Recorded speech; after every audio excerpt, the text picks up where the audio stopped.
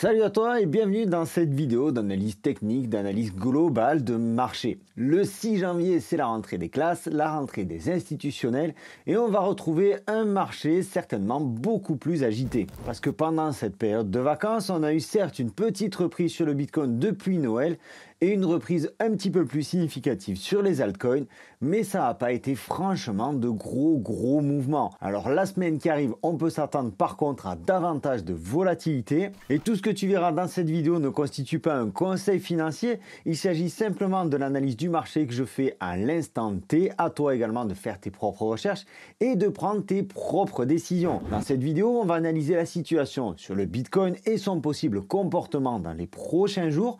Parce que oui, c'est toujours lui qui donne la tendance, quoi qu'on en dise. Puis on ira voir ce qui se passe actuellement sur certaines altcoins comme l'Ether ou encore le Solana et une petite dernière. Avant de passer sur l'analyse du Bitcoin, regardons cependant où nous en sommes et ce qui nous attend dans les prochains jours. Au moment où je tourne cette vidéo, on a une progression du MOG qui est un meme coin que j'ai call sur la boussole crypto. On a le DIP qui progresse également, AIXBT qui reprend un petit peu des couleurs. AIOZ plus 18%, FAI plus 13,3%.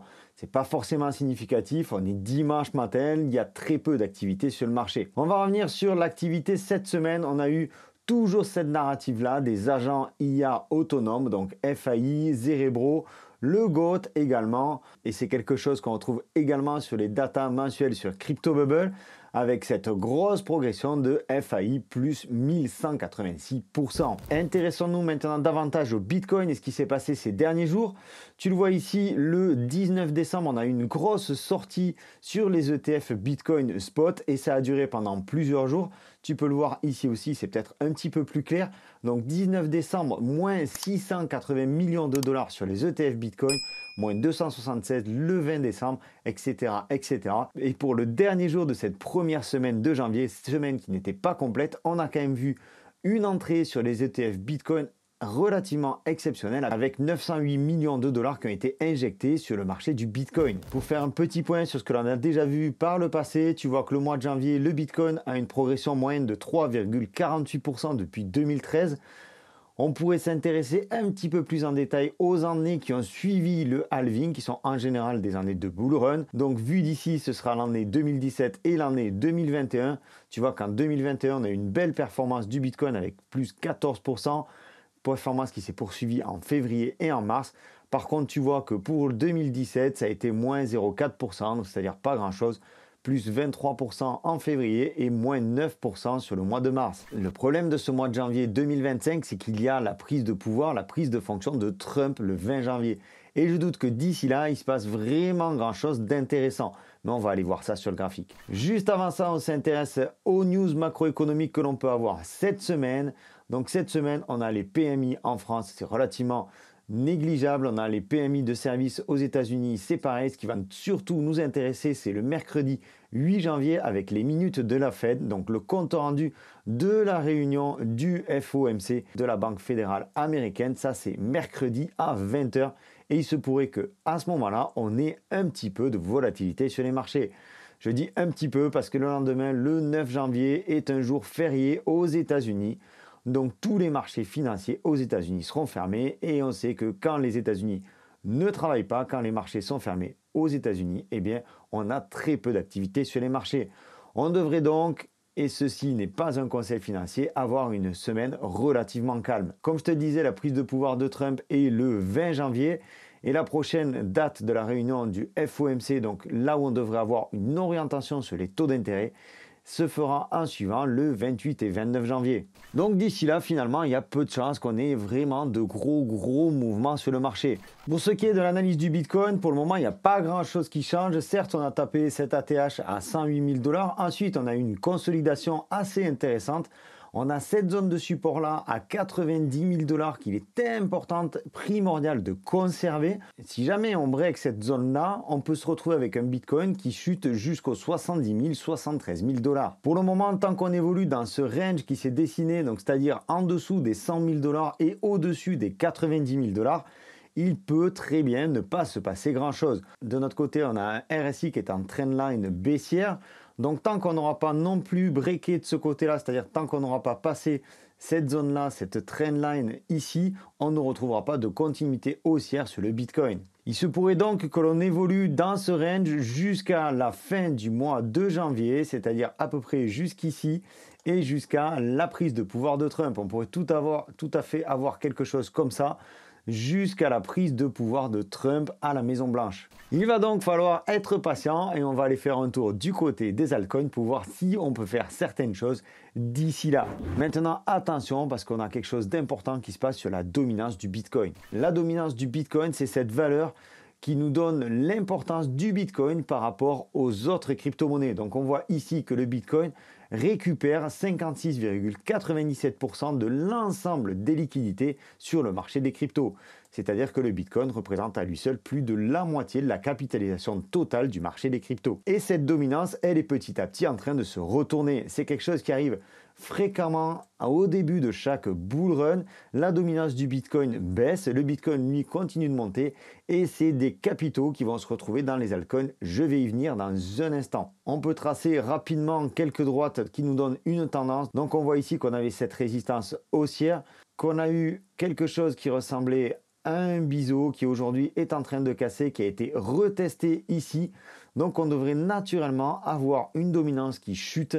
Cependant, il va falloir tout de même franchir cette zone de support qui a été une zone très travaillée à l'époque, ici en octobre 2023, puis en décembre 2023, puis en janvier 2024, etc., etc. Plusieurs fois ici, on a eu cette zone travaillée avant de la casser à la hausse. Ça a été au tout début de l'année 2024. Et ensuite, on a évolué dans cette zone pendant pas mal de temps avant de la casser de nouveau à la hausse au mois de juillet 2024.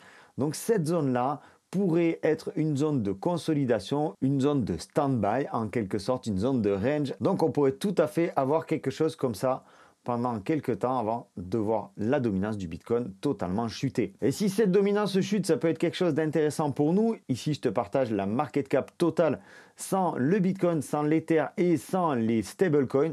Donc du coup, ici, on a vraiment le marché de tous les altcoins. On voit que notre premier support se situe ici sur les 786 milliards de dollars. On voit que cette total market cap, cependant, devra faire un effort assez conséquent avant de franchir son plus haut ici à 1000 milliards de market cap. J'ai zoomé un petit peu plus pour voir ce que ça nous donne et on voit ici qu'on a break une ligne de tendance qui semblait baissière.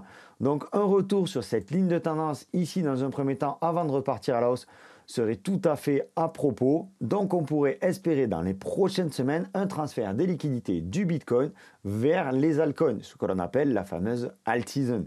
On a d'ailleurs quelques altcoins qui ont très bien performé ces derniers jours, ces dernières semaines. Les membres de la boussole en ont bien profité, avec notamment en tête le BGB de BitGet. Je vais passer maintenant sur l'analyse de l'Ether qui lui conditionne aussi le marché des altcoins. Donc l'Ether qui nous a fait une poussée extraordinaire depuis le début novembre avec une progression de 74% avant de rechuter ici sur les 3235 $.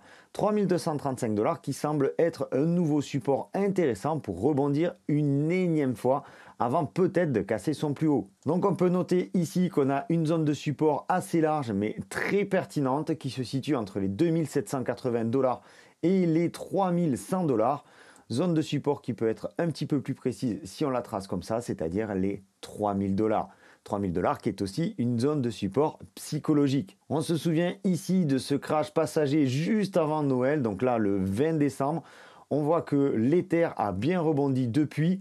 Maintenant, quel est l'avenir de l'Ether? Eh bien, il faudra aller chercher ses plus hauts ici à 4100 $ et breaker cette ligne-là, cette résistance-là avant de pouvoir espérer vraiment une phase haussière. Si on regarde du côté du RSI, on a aussi une ligne de tendance oblique qu'il faudra absolument breaker, qu'il faudra absolument casser afin de poursuivre la continuité haussière. Ça veut donc dire que ici, si on veut passer cette résistance-là, il va falloir que ici, le RSI lui aussi break cette résistance. Tant qu'on n'a pas la confirmation de ces deux cassures, je ne suis pas sûr que l'Ether puisse vraiment franchir ici. On peut encore avoir une évolution qui peut se faire comme ça avant de repartir. Puisqu'on peut voir ici qu'on a également cette droite de tendance là. Donc pour ma part, je suis déjà positionné sur l'Ether depuis pas mal de temps. Je pense que si tu me suis, tu connais l'importance de l'Ether aujourd'hui dans l'écosystème crypto. Donc tu dois absolument avoir de l'Ether dans ton portefeuille. il n'y a pas urgence à se positionner dessus si tu n'y es pas encore. Tu peux tout à fait attendre ici la rupture de cette résistance-là avant de te positionner. Tu peux également attendre la rupture de cette résistance-là avant d'augmenter la taille de ton bag. Maintenant, on va aller faire un tour du côté du Solana. Le Solana qui, lui, contrairement à l'Ether, nous a fait un joli plus haut ici au mois de novembre 2024. Ensuite, ça est suivi une consolidation assez importante sur les 180 $, zone sur laquelle les membres de la boussole ont pu recharger tranquillement, puisqu'on avait identifié cette zone-là comme zone de potentiel rechargement. On voit aujourd'hui que le Solana est orienté à la hausse. Il a breaké sa droite de tendance baissière ici. Cependant, un retour sur cette zone de tendance n'est pas à exclure, au moins à court terme, ce qui nous donnerait quelque chose comme ça avant de repartir. On surveillera bien entendu le comportement du Solana lorsqu'il arrivera dans cette zone de résistance qui correspond à son récent plus haut dans les 250-260 $. Je reste très optimiste sur tout l'écosystème Solana. Il y a énormément de choses à faire. Il y a énormément de valeurs qui se créent sur cet écosystème. On peut aussi s'intéresser à des valeurs comme Raydium, comme Jupiter, qui sont des exchanges décentralisés sur Solana. Je pense que j'y reviendrai dans une prochaine vidéo. Pour moi, aujourd'hui, le Solana a une structure très intéressante, une structure particulièrement haussière. Je suis très bullish sur cet écosystème. Au pire, du pire, si jamais on a une grosse chute sur le marché des cryptos, il serait pour moi quasiment impossible de voir le Solana revenir sous les 125 $. Et je pense que les 350 $ en termes d'objectifs sont parfaitement atteignables dans les prochaines semaines. Pour la fin de cette vidéo, je t'ai gardé une pépite, le SEI. Et avant de passer sur vraiment la pure analyse graphique, il faut que je revienne sur deux points très importants.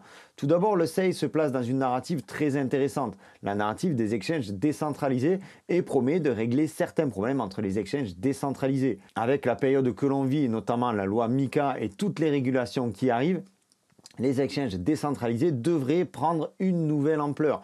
Donc pour moi, c'est intéressant de miser sur ce type de cryptos qui sont liés de près ou de loin aux exchanges décentralisés. Maintenant, il y a une chose qui me gêne un petit peu sur SEI, c'est le token unlock, la libération de token. On voit que le 15 janvier, on aura une libération de 2,25%. On considère que mensuellement, en dessous des 3% de la max supply, c'est-à-dire de la quantité totale de tokens, on considère donc qu'en dessous de 3%, c'est relativement négligeable. Par contre, 2,25%, on n'est pas très loin des 3% et cela pourrait avoir un impact sur le marché, un impact sur le cours du SEI. Cependant, le SEI présente une configuration très intéressante. On voit ici qu'on a une tendance long terme qui est particulièrement haussière.